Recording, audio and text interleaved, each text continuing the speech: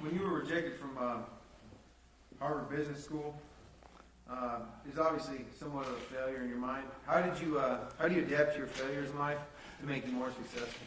Yeah, well, that's a very good question. You know, how do you turn failure into a plus?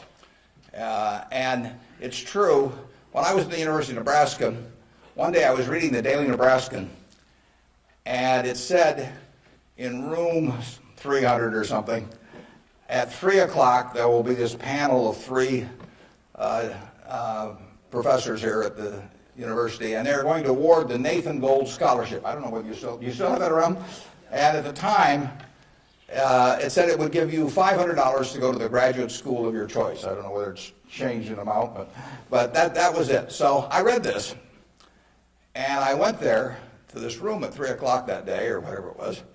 And I walked in the room, and there were the professors, and I was the only student that showed up. I mean, it really got to them. I mean, they were stuck.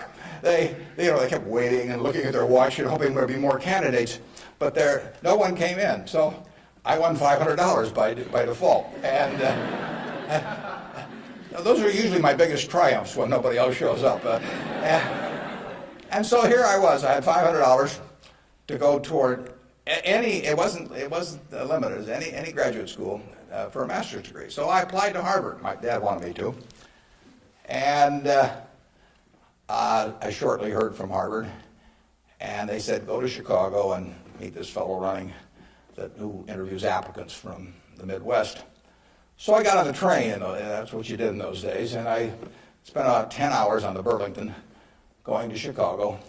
Then I transferred to another little interurban train to go up to this country day school where this fellow was the headmaster, and he was the big interviewer for Harvard. And I got there, and after about 10 minutes, he said, better think about something else.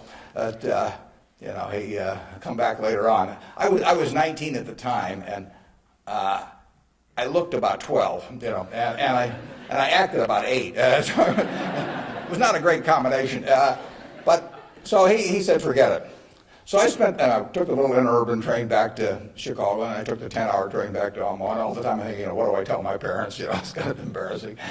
But it was the luckiest thing that ever happened to me. Because if I'd gone to Harvard, I would have gone to a 2-year business school. I instead applied to Columbia, where I could graduate in 1 year and get a master's degree. Luckily, that by the accident of it and being in the Nebraska National Guard, which did not get called up for the Korean War, I missed going in the Korean War. I got to meet Ben Graham, which had an enormous effect on me subsequently.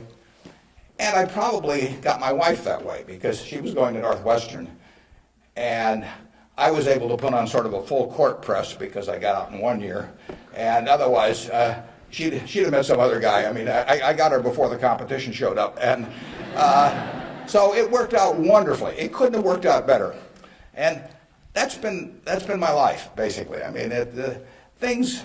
You will get some disappointments, but the future is what counts.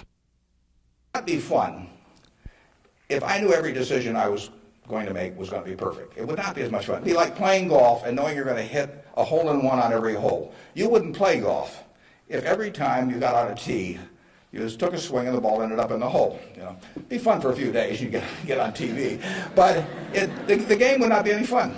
So it's failure, and I wouldn't even consider them failures, but they're mistakes or whatever you want to call it. They're part of the game, and in the end, you go on, and we've made plenty of mistakes in business. We'll make plenty more, and the Babe Ruth, and for a long time, it subsequently got eclipsed by a few fellows, but he held the record for strikeouts. He also held the record for home runs and was the highest paid baseball player until the modern era came along. So it's part of the game. If you take big swings, you're going to miss sometimes. But the Harvard thing, you'll get a kick out of this. They invited me back to the 25th anniversary of this class to talk to them, and I went back. It was kind of embarrassing because this was the 25th reunion, and and the class was talking about the next 25 years to these alumni that were back after 25 years. And my job was to talk about the next your financial future in the next 25 years. This was in, whenever it was, in the mid-70s. And right before me on the program, Masters and Johnson were talking on the next 25 years of their sex lives. So nobody stayed around for my talk. But that night at the alumni meeting, the fellow who was president of the class stood up and said, you know, we're big enough to admit when we make mistakes around here, and we turn this guy down and throw him back in the water. And so now we'd like to make him an honorary member of the class. So they did it, and they voted, and everybody voted for it. And I stood up and I said, I recited the story that I told you. And I told him, you know, I said, at the time I was kind of philosophical about this. You know, I was young, and maybe my grades weren't that good or something. And so I took the rejection kind of well. But I said, now that I've met the people that got into class, I'm really sore.